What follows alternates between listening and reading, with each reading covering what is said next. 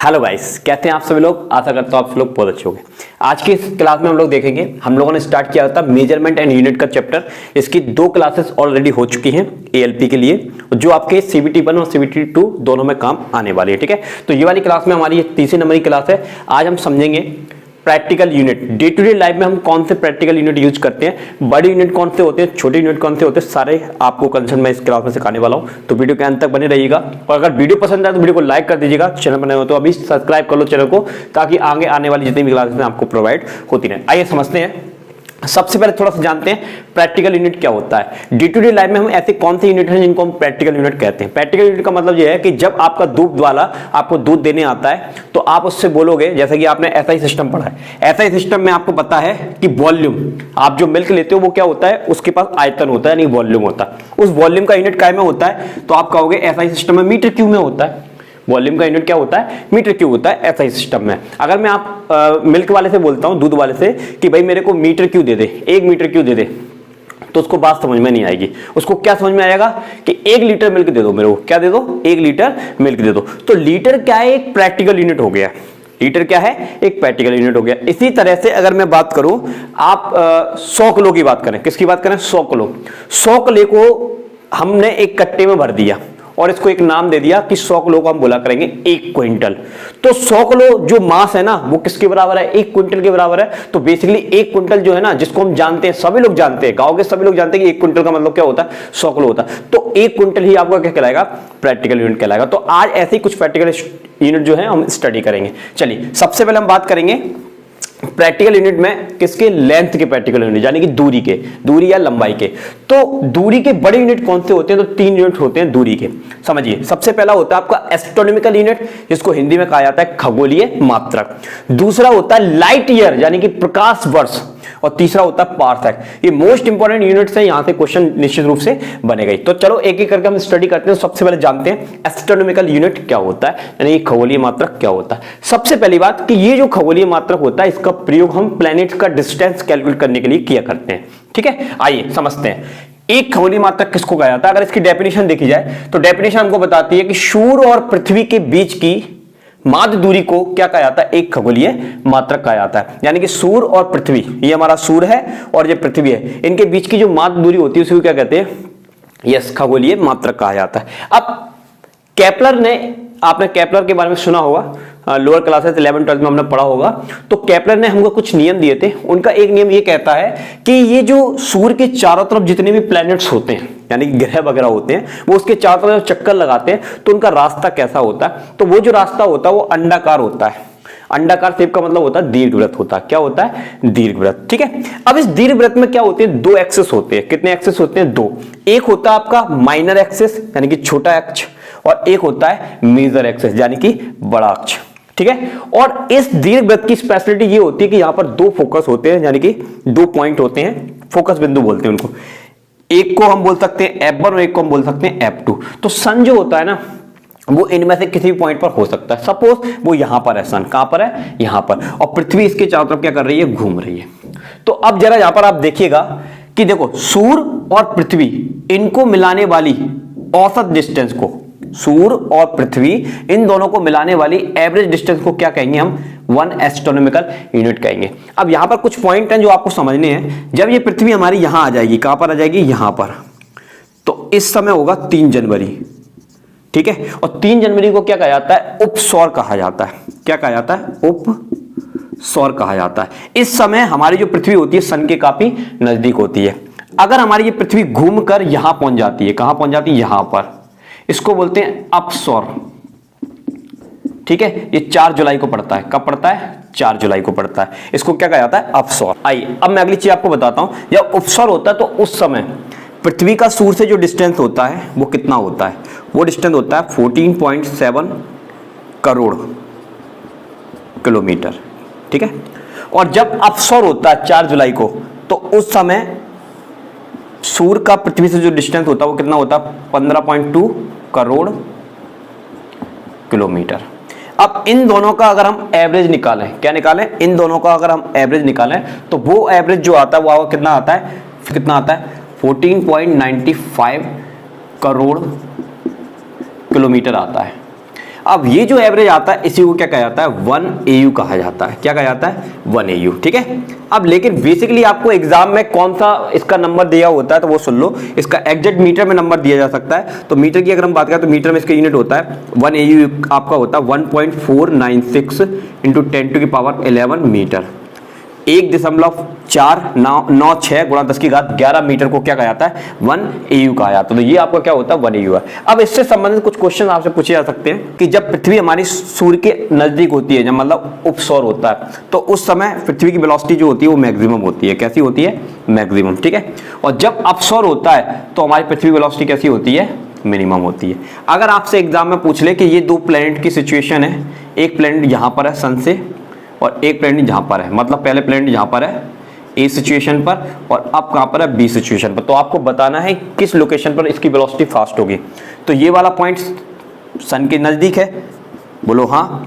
ये वाला पॉइंट सन से दूर है, बोलो हाँ। तो इसलिए यहां पर वेलोसिटी ज्यादा होगी और यहां पर वेलोसिटी कैसी होगी, कम होगी। तो याद रहेगा, तो इसको बोलते हैं 1 एस्ट्रोनॉमिकल यूनिट, ठीक है।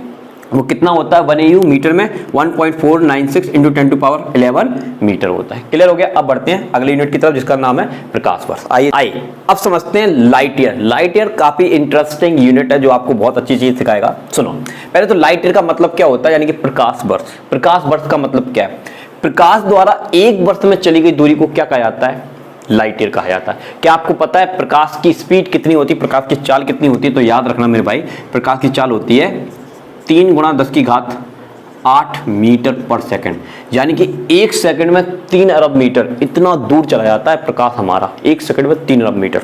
समझे बात को। अब हमने क्या किया, इस प्रकाश को ट्रेवल करने दिया।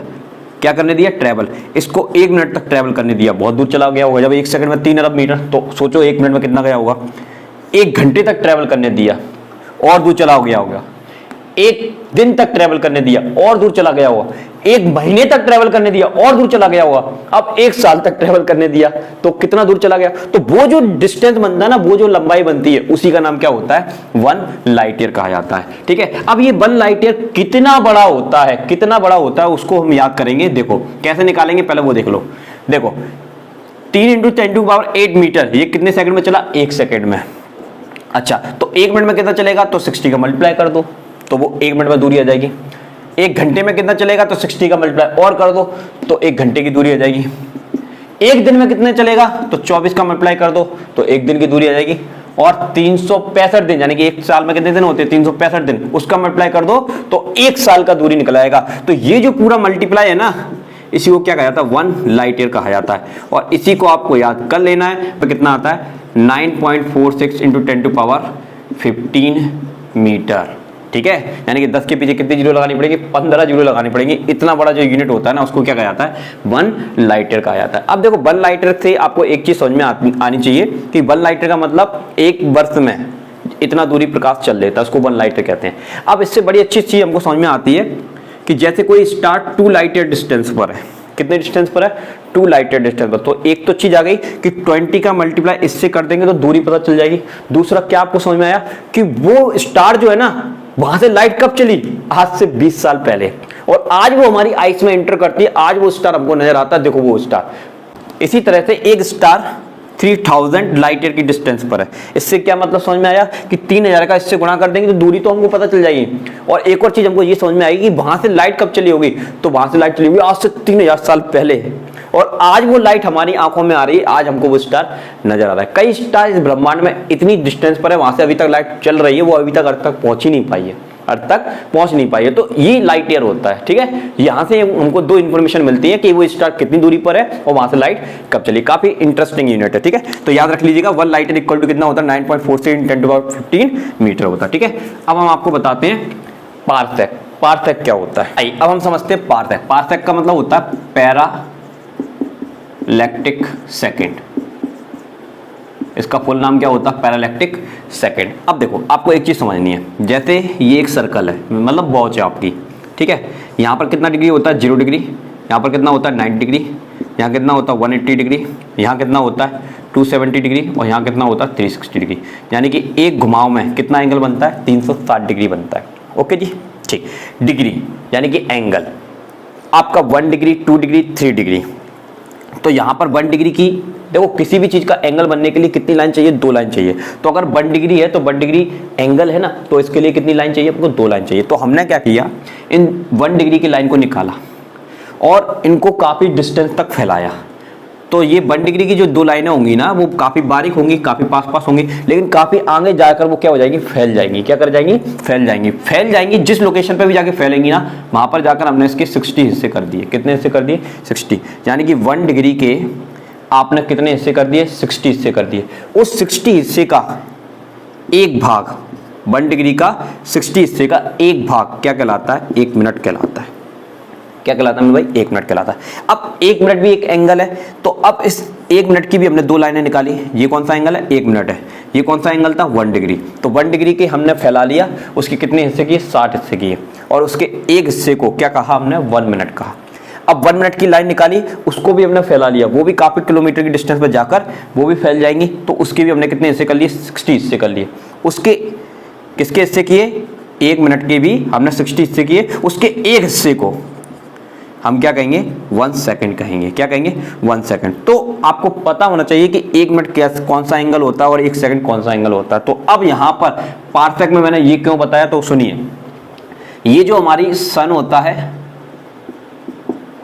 और ये जो हमारी अर्थ होती है, ये सन और अर्थ आपस में एक चाप बनाते हैं। क्या बनाते हैं, चाप, ठीक है।